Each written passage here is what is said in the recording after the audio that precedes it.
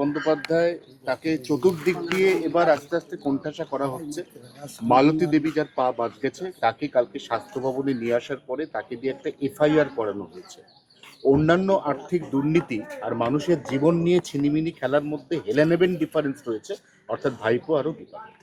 দেখুন, কেউ কাউকে কোণঠাসা করছে না। যারা আজকে ক্ষমতাকে অপব্যবহার করে মানুষের জীবন, ধন, সম্পদ, প্রাণ নিয়ে টানাটানি ছিনিমিনি খেলেছেন, তাদের তো শাস্তি পাওয়া উচিত।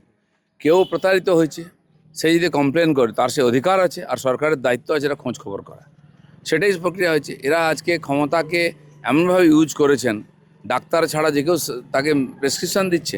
আমাদের মাননীয় স্বাস্থ্যমন্ত্রী গেছিলেন, তিনি কি বলেছেন যে এই যে প্রেসক্রিপশান দেখে মনে হচ্ছে ডাক্তারের লেখা নয়, কে লিখতো? তার পরিণাম হয়েছে আজকে একটা মানুষের একটা পা চলে গেছে।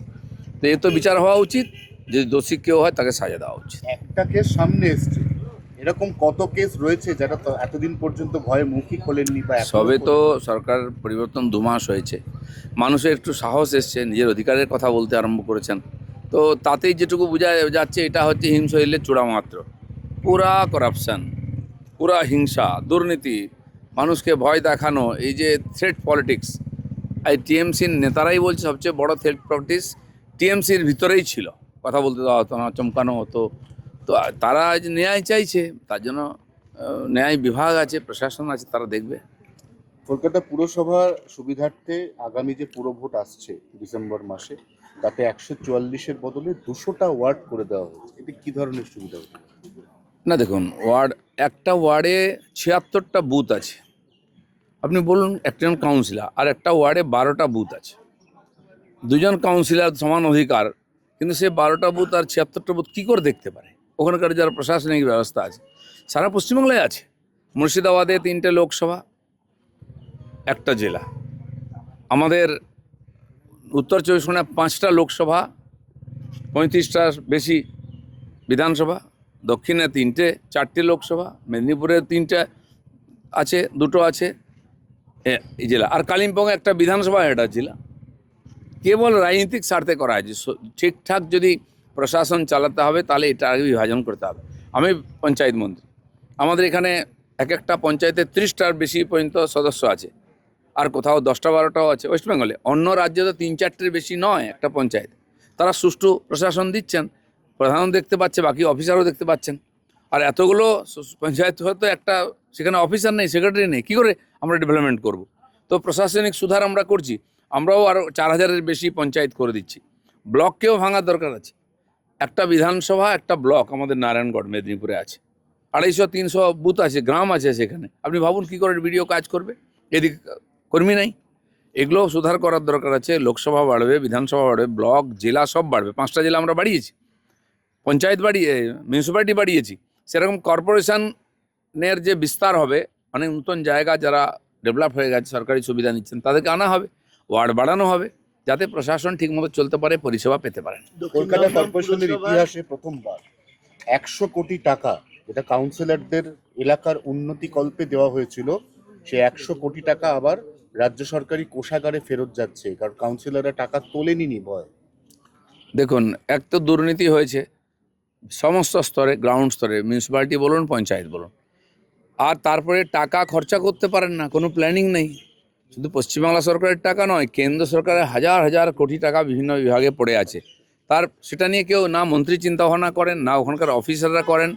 যেটা জনস্বার্থে ব্যবহার করে তাদেরকে লাভ দেওয়া ছিল, সেটা করা হয়নি। খালি পয়সা কামানো, কাটমানি খাওয়ার সুযোগ আছে, সেগুলো খরচা করা হয়েছে, আর তার কোনো হিসাব নেই। তো সেই জন্য দেখেছি আমরা 15 বছর, এরা তো কেউ পরিষেবা দেওয়ার জন্য মিউনিসিপ্যালিটিতে কাউন্সিলর হয়নি, পয়সা কামাবার জন্য হয়েছে। পার্ক দখল করে, খাস জমি দখল করে, পুকুর দখল করে, বাড়ি তৈরি করার পয়সা নয়, এটাই উদ্দেশ্য ছিল। তা কী করে খরচা করবে? এবার সুরুচি থেকে বিশ্বাস আউট, সুরুচি ক্লাবের পর থেকে পুজো কমিটি থেকে ব্রাদার্স আউট। এ তো সবে পরিবর্তন শুরু হয়েছে। ক্লাব, স্পোর্টস অর্গানাইজেশন, অন্যান্য সামাজিক সংস্থা সব জবরদখল। এমনকি নার্সিংহোম, হসপিটালও দখল করে নেওয়া হয়েছে লোকের কাছ থেকে। দোকানপাট দখল করে নেওয়া হয়েছে। দখলের রাজনীতি এবারে মুক্ত হচ্ছে। মানুষ যারা ক্লাব চালাচ্ছেন তাদের হাতে ছেড়ে দেওয়া উচিত, যারা দুর্গাপূজা করেন তাদের হাতে ছেড়ে দেওয়া উচিত, যারা খেলাধুলা করেন, খেলাধুলার লোক, তাদের হাতে খেলার সংস্থাগুলো ছেড়ে দেওয়া উচিত, তবে উন্নতি হবে। আর এই কবজা করার জন্য অযোগ্য আর চোরগুলো বসেছে বলে আজকে সমস্ত জায়গায় কাজকর্ম বন্ধ হয়ে গেছে। দক্ষিণ দমদম পুরসভায় 6 জনকে নিয়োগ সুপারিশ করেছিল ফিরাদ হাকিম, চার্জশিটে এবার ফিরাদ হাকিমের নাম এই পুরো নিয়োগ দুর্নীতি। এক একটা পুরসভায় দেখুন পয়সা নেই উন্নয়ন করে, রাস্তা নেই, জল নেই, বিদ্যুৎ নেই, ড্রেন পরিষ্কার হয় না, ড্রেন হয় না, অথচ শত শত লোককে ওখানে ঢুকিয়েছেন নেতারা। আমাকে ঝাড়গ্রামের একজন বললেন যে 400 কত কর্মী আছে, 17 জন মাত্র কাজে আসেন। আপনি ভাবুন, বেতন এরা নিচ্ছে, নেতারা এদের কাছ থেকে টাকা নিয়ে ঢুকিয়েছে, এরা কেউ কাজে আসে না, বাড়িতে বসে পয়সা পায়, ইনভেস্ট করে দিয়েছে। আর মানুষ চিন্তা ভাবনা করেন, বলতে গেলে তাকে চমকাবে, ভয় দেখাবে। এর পরিবর্তন হবে এবং একটু সময় লাগবে। বিধাননগর সাইবার ক্রাইমের জালে এবার প্রায় 2 কোটির বেশি টাকা উদ্ধার। কল সেন্টার কি বলবেন, মানে এত টাকা? এর আগেও উদ্ধার হয়েছে, এখনও বহু জায়গায় কালেকশন চলছে অবৈধভাবে এবং বহু জায়গায় এইসব টাকা জমা আছে। এখানেই আছে আমার জানা আছে, গাড়ি করে পার করা হয় আস্তে আস্তে করে, শত শত কোটি টাকা আছে।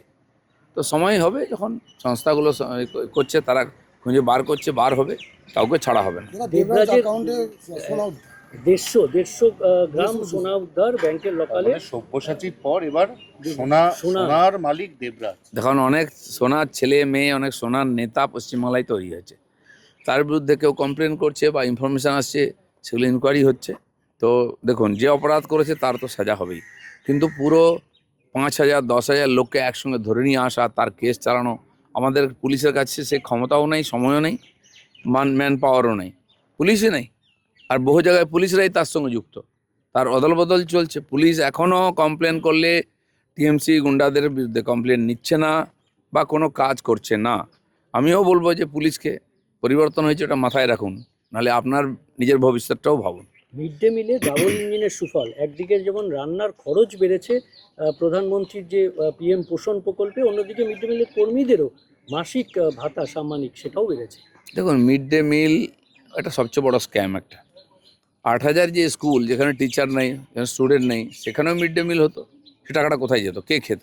ছাত্রই নেই। এরকম লম্বা লম্বা লিস্ট আছে সব জায়গায়, কিন্তু সেই লিস্টের লোক নেই, তার মিড ডে মিলটা চুরি হতে উপর থেকে নিচ পর্যন্ত। তো সেগুলো শোধরানো হবে এবং যেখানে মিড ডে মিল যাতে ঠিকঠাক রান্না হয়, পুষ্টিভাবে হয়, তার জন্য সরকার খরচা বাড়াচ্ছে এবং দেখাশোনাও হবে যাতে বাচ্চারা খেতে পায়। গরিব বাচ্চারা কি ওখানে খাওয়া দাওয়া করবে, পড়াশোনা করবে, সেই জন্য মিড ডে মিল, সেটা লুটের রাজত্ব হয়ে গেছে। এবার আবাসিক স্কুলে এলপিজি সংযোগ সরকার 3,000 টাকা পর্যন্ত রাজ্যের সাহায্য দেবে এবং স্কুল শিক্ষা দপ্তরের এই নির্দেশিকা। সেখানে যে রান্না হতো, কি করে হতো, কোথা থেকে কাঠ আসতো, জ্বালানি আসতো, কেউ খোঁজ রাখে না। আর রান্নাঘরের এমন অবস্থা, আপনারা জানেন, টিকটিকি পড়ে বাচ্চারা অসুস্থ হয়েছে আমার সময় সেই খাবার খেয়ে। পরিষ্কার পরিচ্ছন্নতা একটা গুরুত্বপূর্ণ ব্যাপার। বাচ্চারা আমাদের ভবিষ্যৎ, তাদের স্বাস্থ্যের দিকে নজর রেখে সরকার সব করছে। বলছি গীতব্রত তৃণমূল গতকাল দেখা গেল যে গান্ধী মুক্তি পাদদেশ চলে গিয়েছে, বললো আমরা এক ধাপ এগিয়ে থাকলাম আমরা 21 জুলাইয়ের ক্ষেত্রে। এদিকে কালীঘাটপন্থী তৃণমূল এখনো তারা পড়ে রয়েছে, আদালত কবে মামলা শেষ করবে, জায়গা খুঁজছে, সবকিছু মিলিয়ে। টিএমসিদের মধ্যে কে এগোলো আর কে পিছলো সেটা নিয়ে চিন্তা নেই। পুরো পশ্চিমবঙ্গে যারা পিছিয়ে দিয়েছে তারা নিজেদের মধ্যেই কম্পিটিশান করতে পারে, সারা ভারতের সঙ্গে কম্পিটিশান করতে পারেনি। তাই বাংলাদেশের সঙ্গে জোড়া চক্রান্ত চলছিল, তার থেকে বাংলা মুক্তি পেয়েছে। সামনে তাকান, এগিয়ে চলুন, যে পিছনে থাকছে থাকুক।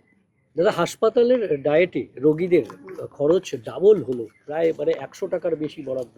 10-12 বছর ধরে এই হসপিটালের রুগীদের খরচা, বাচ্চাদের জন্য খরচা, স্কুলে মিড ডে মিলে বা বিভিন্ন কর্মচারী, এক তো এখন লক্ষ লক্ষ আছে সমস্ত কন্ট্রাকচুয়াল কর্মচারী, স্থায়ী নিয়োগ হয়নি, তাদের 10 বছর 12 বছর ধরে একটা পয়সা বাড়েনি।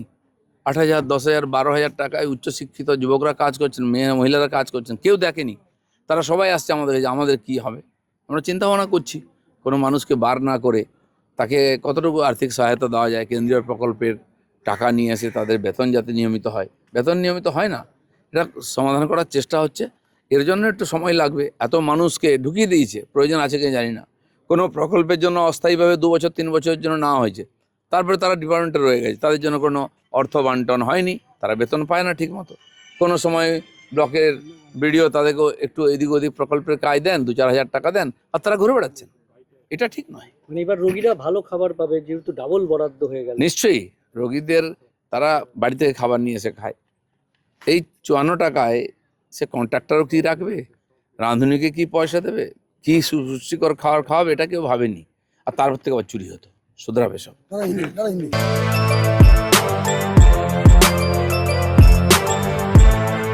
এখন অনেক বড়।